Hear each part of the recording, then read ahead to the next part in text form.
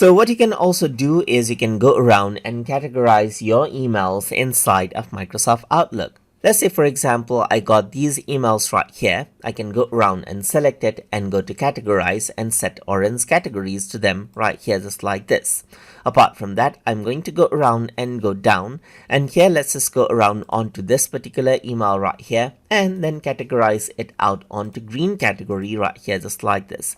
Similarly, let me just go around down right here and select these emails out right here and categorize it to red. And for this one right here, let me just go around categorize it to green as well. So I got some category over here, as you can see. So now if I were to go around over here and type in, let's say, for example, green right here, you can see that green category option pops up and you can filter out the emails easily right here. Let me just go around over here onto, let's say, for example, onto inbox itself, and you got some category. You can also go around onto filter over here and then sort it out by category right here, just like this. And you got the red category, the orange category, the green, and then none over here, just like this. You can also go around over here and change around the category. You can remove the category by removing it out right here. And you can also go around and then choose, let's say, for example, a new category right here for that particular email as well.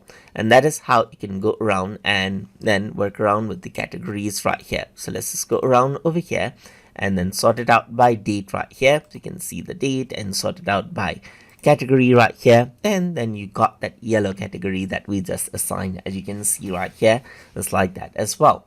So hope you guys learned something as always, and as always, please like, comment, share, and subscribe.